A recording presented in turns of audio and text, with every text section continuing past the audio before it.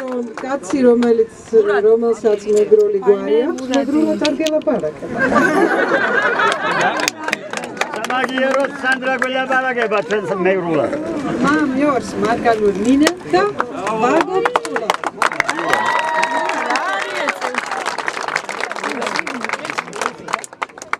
მოკლედ ჩვენ რომ მოვდიოდით, ჩვენ აჭარიდან მოვდივართ, ხვალ იმერეთში ვდივართ, დღეს სამეგრელოში ვართ. გავიარეთ ეკლათი თქვენ ყველა იცით? წავიდე მითხარი იქ არის ერთი მარკეტი ლაზიკა. მოხდა თვალში მარკეტი ლაზიკა და მეთქი აი როგორი სიმბოლურია, რომ დღეს აი ლაზიკა არ არის და უნდა ყოფილიყო. და იმ კაცთან, იმ თალმა ვინც აშენა მარკეტი და დაარქვა ლაზიკა, ზუსტად ამისი რწმენა ჰქონდა, ამისი იმედი ჰქონდა, რომ ლაზიკა იქნებოდა და შესაბამისად მის მარკეტში იქნებოდა ძალიან ბევრი ხალხი. ჩვენ აუცილებლად მოვდივართ ხელისუფლებაში და ჩვენ მაშინ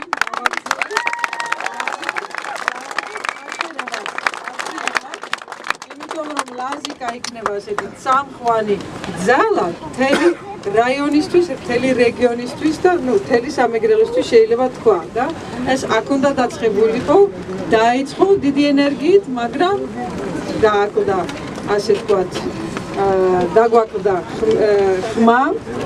ხმები 2012-ში და ვეღარ გავაგზელე და სამწუხარო დღევანდელობა ვერ მიხვდა, რომ ეს არის არა მარტო მოძრაობის რაღაცა პროექტი, ეს არის ქვეყნისთვის ძალიან მნიშვნელოვანი და ასეთი წამყვანი ძალა იქნებოდა პორტი ანაკლია და თავისი კალაკით. ჩვენ ამას ავაშენებთ ყველანაირი კლანური ან რაღაც ასეთი ხელმძღვანელობის გარეშე, ჩვენ ამას თვითონ გავაკეთებთ, გავაგზელებთ ანაკლიის და ლაზიკის განვითარებას. მე ნამდვილად გვპირდები.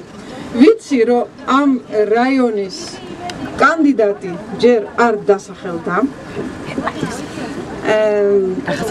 ალბათ ძალიან ღირსეული ადამიანი იქნება და ალბათ მალე გადაწყვიტავს, მაგრამ ვინც არ უნდა იყოს, აუცილებლად თქვენი რაიონის, თქვენი სოფლის, თქვენი უბნის, თქვენი ქუჩის, თქვენი კომლის პრობლემებს გაიზიარებს და მოისმენს და არა მარტო პრობლემებს და არა მარტო საკითხები, რომელიც გადასაჭრელია, არამედ თქვენი იდეებიც დაინტერესებულები ვართ.